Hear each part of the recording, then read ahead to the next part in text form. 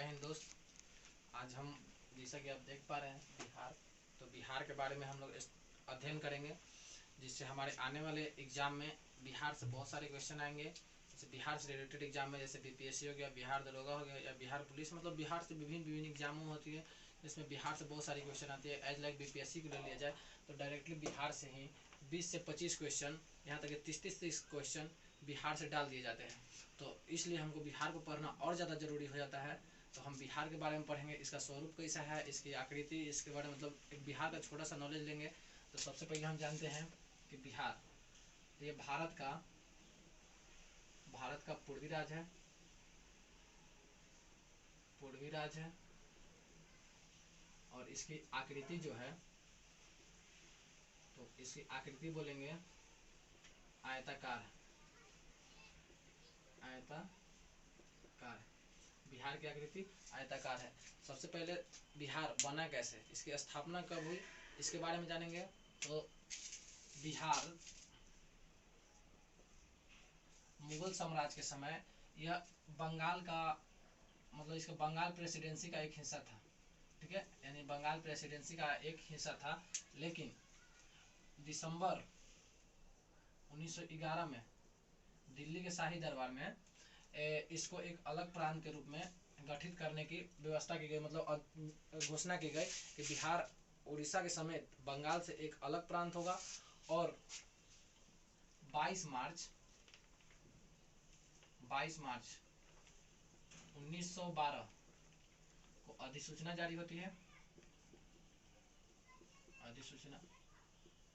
अधिसूचना जारी होती है कि बिहार एक अलग प्रांत होगा, लेकिन इसमें उड़ीसा सम्मिलित है, ठीक है, यानी बिहार अलग प्रांत है लेकिन इसमें उड़ीसा सम्मिलित। और 1 अप्रैल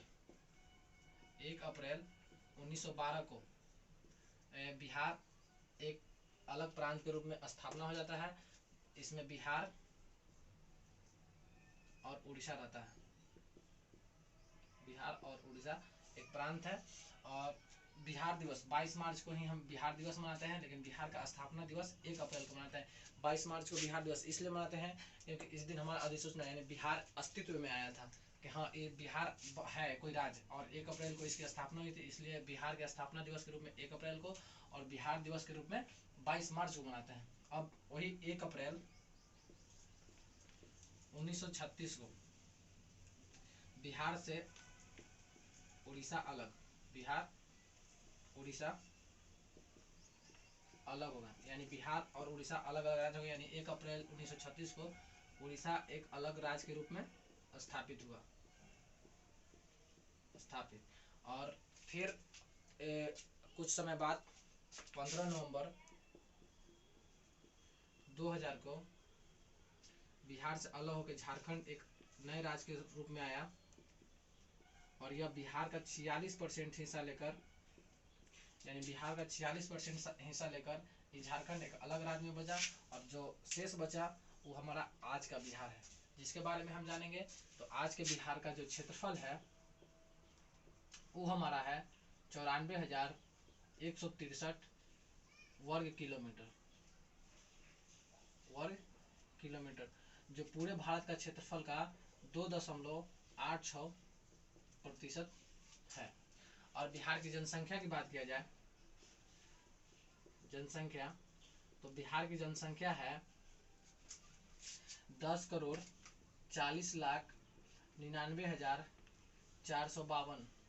यह हमारा बिहार का जनसंख्या, जो पूरे भारत के क्षेत्रफल का 8.60% है।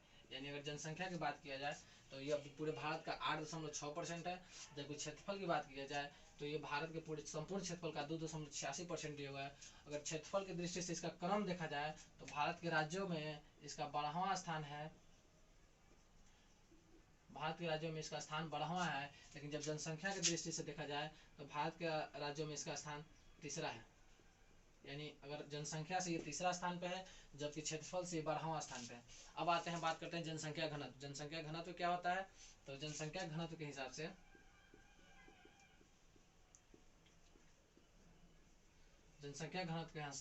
यहाँ 1106 व्यक्ति प्रति वर्ग किलोमीटर स्क्वायर पे है, यानी 1 किलोमीटर स्क्वायर के अंदर 1106 व्यक्ति रहते हैं।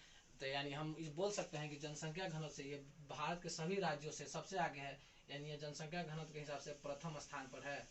अगर जनसंख्या घनत्व की बात किया जाए तो यह प्रथम स्थान पर है। ठीक है,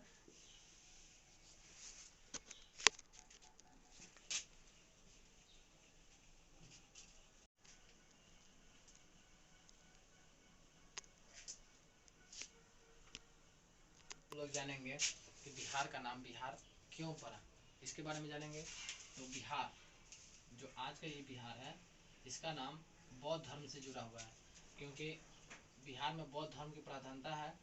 और बौद्ध विहार यानी वो वह स्थान है जहाँ बौद्ध लोग निवास करते हैं या रहने की व्यवस्था, यानी बौद्ध विहार था, इसलिए बिहार का नाम बिहार पड़ा। क्योंकि बौद्ध विहार से, इस बिहार से उत्पत्ति हुई इस बिहार की, क्योंकि सारे लोग बोलते थे बिहार बिहार बिहार, इससे हमारा बिहार बना। और आज बिहार जो है, इसकी भौगोलिक स्थिति हम देखते हैं। तो इसकी भौगोलिक स्थिति,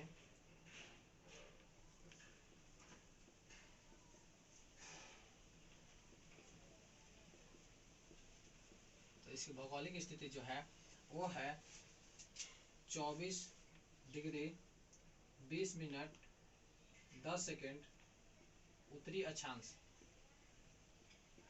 उत्तरी अक्षांश से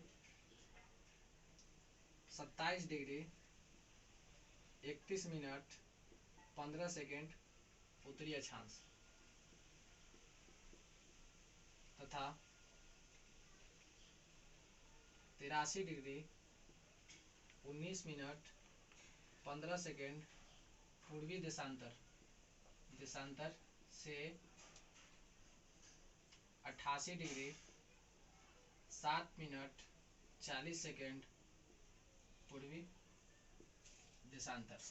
ये है हमारा बिहार का भौगोलिक स्थिति, यानी बोल सकते हैं 24 डिग्री 20 मिनट 10 सेकेंड उत्तरी अक्षांश से 27 डिग्री 31 मिनट 15 सेकेंड उत्तरी अक्षांश, और इसका जो देशांतरीय विस्तार है वो 83 डिग्री 19 मिनट 15 सेकेंड पूर्वी देशांतर से 88 डिग्री 7 मिनट 40 सेकेंड पूर्वी देशांतर है।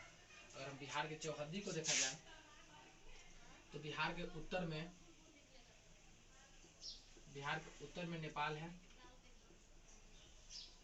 और इसके दक्षिण में देखा जाए तो इसी का नया भाग यानी झारखंड राज्य है, और पूरब में यानी इसके पूर्व में जो है वो वेस्ट बंगाल यानी पश्चिम बंगाल है, और पश्चिम में,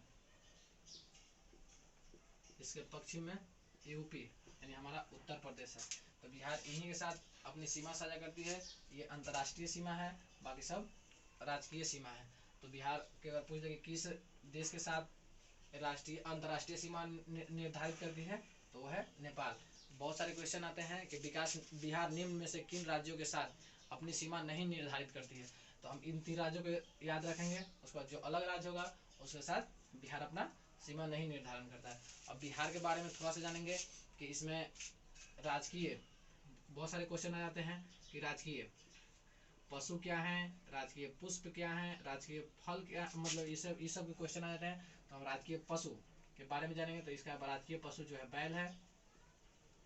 राजकीय वृक्ष की बात किया जाए तो इसका राजकीय वृक्ष पीपल है, लेकिन अगर इसका चिन्ह जो होता है वो बनाया गया है बोधि वृक्ष को, यानी बोधि वृक्ष जो है इसका राजकीय चिन्ह है। और पुष्प, इसका राजकीय पुष्प गेंदा है, और पशु में बैल, और राजकीय पक्षी जो है वो गौरैया है, गौरैया। अब थोड़ा सा जानेंगे कि बिहार में कितने जिले हैं, कितने अनुमंडल हैं, प्रमंडल हैं और ब्लॉक की संख्या, जो कभी कभी क्वेश्चंस आ जाते हैं। तो बिहार में अनुमंडल, अगर अनुमंडल देखा जाए तो अनुमंडल की संख्या 101 है, जबकि प्रमंडल की संख्या 9 है। इसमें जिलों की संख्या, बिहार में जिलों की संख्या लगभग सभी को पता होगा 38 जिले हैं। और प्रखंड, बिहार में प्रखंड की संख्या 500 35 है।